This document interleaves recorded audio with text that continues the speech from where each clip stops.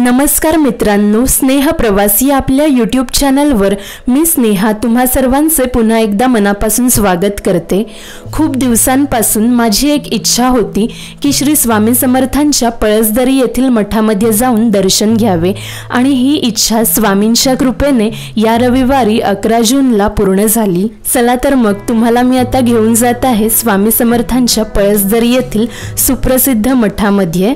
मित्रांनो, साक्षात स्वामी समर्थ या ठिकाणी 22 दिवस वास्तव्य केले होते, त्यामुळे ही जागा किती पवित्र असेल याचा अंदाज सर्व स्वामी भक्त नक्कीच लावू शकतील।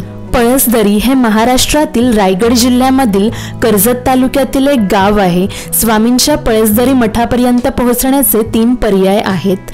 पहिला पर्याय म्हणजे मुंबई सेंट्रल लाईन मधील खोपोली ट्रेन पकडून पळसदरी स्टेशनला उतरून 15 मिनिटे चालत हा सुंदर निसर्ग अनुभवत थोडाफार चढणीचा रस्ता व पायवाट पार करून तुम्ही मठापर्यंत पोहोचू शकता। दुसरा पर्याय म्हणजे कर्जत ट्रेन पकडून कर्जत स्टेशनला उतरून रिक्षाने तुम्ही जाऊ शकता। 40 रुपये शेअरिंग ऑटो कर्जत स्टेशन जवळून मिळतात। तिसरा पर्याय म्हणजे प्रायव्हेट गाडी करून कर्जत मार्गे तुम्ही मठापर्यंत पोहोचू शकता। आपण पाहू शकता आता आपण मठाजवळ पोहोचलो आहोत। श्री क्षेत्र पळसदरी अर्थातच स्वामींच्या पदकमलांनी पुण्य झालेली ही पुण्यनगरी आहे। स्वामींसाठी पूजेचे साहित्य या ठिकाणी आहे। आता या मठामध्ये स्वामींचे दर्शन योग्य पद्धतीने कसे घ्यावे हे मी तुम्हाला स्टेप बाय स्टेप दाखवणार आहे, त्यामुळे व्हिडिओ अजिबात स्किप न करता शेवटपर्यंत नक्की बघा। प्रथम इकडे हातपाय धुवून घ्यावे, त्यानंतर समोरच ज्यांनी हा मठ बांधला आहे त्या तीर्थरूप दादा दरेकरांची समाधी आहे, तिकडे वंदन करून पुढे जावे। त्यासमोरच श्रींची उत्सव मूर्ती म्हणून स्वामी समर्थांची अतिशय सुंदर मूर्ती आहे, तिकडे दर्शन घ्यावे। चेहऱ्यावर स्मितहास्य असलेली ही स्वामींची मूर्ती खूपच लोभस आहे। ही मूर्ती औदुंबर वृक्षाखाली बसवलेली असून प्रथम इकडे 11 प्रदक्षिणा घालून नंतर गाभाऱ्यात दर्शनाला जावे असे इकडे लिहिले आहे, त्यामुळे प्रथम इकडे 11 प्रदक्षिणा घालून स्वामींचे दर्शन आम्ही घेतले।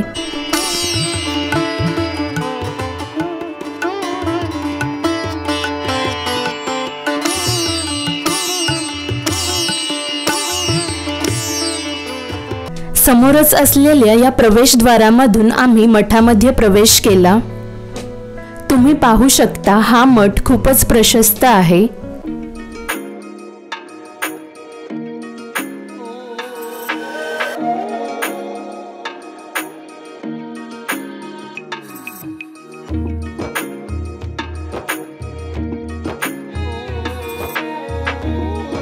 आता आपण गाभाऱ्यात स्वामींचे दर्शन घ्यायला जाऊया। गाभाऱ्यात जाण्यापूर्वी एक गुरुकक्ष लागतो, तिकडे स्वामींचा उभ्या अवस्थेतील फोटो आहे आणि त्याखाली दादा दरेकरांचा फोटो आहे।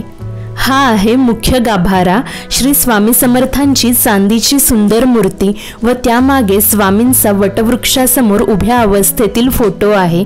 खूपच शांत व मंगलमय वातावरण इकडे आहे।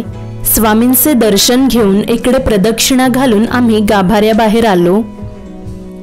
गाभाऱ्याच्या उजव्या बाजूला स्वामींची उभी मूर्ती आहे। स्वामींची ही मूर्ती पाहून जणू विठ्ठलाचेच दर्शन आपल्याला घडते। त्या बाजूला श्री स्वामी समर्थांचे शेजघर आहे। खूपच पवित्र अशी ही जागा आहे। पलंगावर स्वामींची मूर्ती व फोटो या ठिकाणी आहे।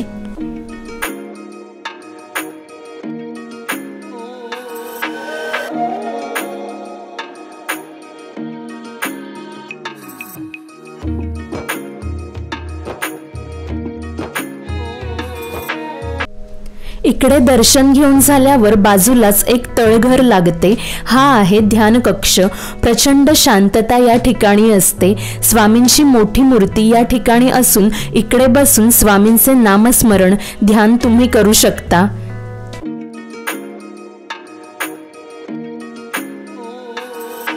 आध्यात्मिक माहितीचे फलक इकडे लावलेले आहे। शेषनागाखाली गणपतीची मूर्ती देखील इकडे आहे। स्वामींची पालखी देखील मठामध्ये आहे। मुख्य मठामधील सर्व ठिकाणी दर्शन घेतल्यानंतर आम्ही स्वामींचा महाप्रसाद घ्यायला निघालो। स्वामींच्या या बाहेरील मूर्तीच्या डाव्या बाजूला महाप्रसाद कक्षाचा मार्ग आहे। महाप्रसादाची वेळ इकडे लावलेली आहे। गुरुवारी दुपारी 1 ते 2, रात्री 8:15 ते 9:15, तसेच रविवारी दुपारी 12:30 ते 1:30 आणि प्रत्येक पौर्णिमेला दुपारी 12:30 ते 1:30 पर्यंत महाप्रसाद या ठिकाणी दिला जातो। इकडून आपल्याला मठाचा कळस दिसतो। स्वामींचा महाप्रसाद मिळणे हा देखील एक अलभ्य लाभ असल्यामुळे तुम्ही देखील गुरुवार किंवा रविवारी या वेळेदरम्यान दर्शनाला येऊन महाप्रसादाचा जरूर लाभ घ्या। खूपच शिस्तबद्ध पद्धतीने इकडे महाप्रसादाच्या स्वरूपात अन्नदान केले जाते। स्वामींचा हा महाप्रसाद घेऊन मन खूपच तृप्त होते। महाप्रसादानंतर आपापले ताट आपण स्वतः स्वच्छ धुवून ठेवावे। हा आहे वटवृक्ष। या मठाचे मठाधिपती तीर्थरूप दादा दरेकर हे स्वामींचे निस्सीम भक्त होते। त्यांना श्री स्वामी समर्थांनी दृष्टांत दिला होता की अक्कलकोटवरून मुंबईला जाताना मी पळसदरीमधील विठ्ठल टेकडीजवळ 22 दिवस वास्तव्य केले होते, तिकडे एक झेंडा उभा कर। त्यामुळे दादा दरेकर यांनी 1994 साली या जागी 108 हवनयुक्त पारायण करून दत्त जयंतीच्या शुभ मुहूर्तावर या मठाची स्थापना केली। आता परतीचा प्रवास करताना मी तुम्हाला पळसदरीमधील सुंदर निसर्गाचे दर्शन घडवणार आहे। पळसाची बरीच झाडे या ठिकाणी असल्यामुळे पळसदरी असे नाव या गावाला पडले। वाटेमध्ये गायी, वासरे, पक्षी पाहायला मिळतात। इकडे एक सुंदर अशी विहीर देखील आहे।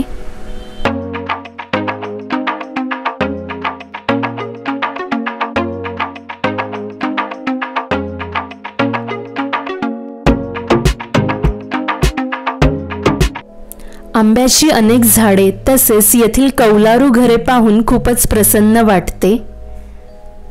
या पांढऱ्या शुभ्र ढगांनी निसर्गाचे सौंदर्य अजूनच खुलवले आहे।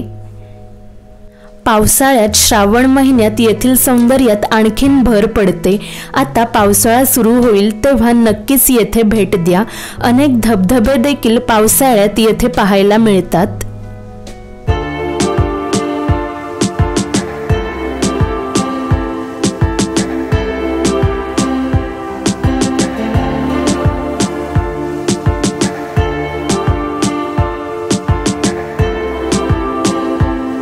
वाटेमध्ये एक कालकाई देवीचे मंदिर लागते, तिकडे आम्ही दर्शन घेतले। श्री स्वामी समर्थ अक्कलकोट येथील मंदिराचा व्हिडिओ देखील मी या चॅनलवर अपलोड केलेला आहे, त्याची लिंक मी डिस्क्रिप्शन बॉक्समध्ये दिली आहे, जरूर तो व्हिडिओ देखील नक्की बघा। शेवटपर्यंत व्हिडिओ बघितल्याबद्दल सर्वांचे मनापासून आभार। व्हिडिओ आवडल्यास व्हिडिओला लाईक आणि चॅनलला सबस्क्राईब जरूर करा।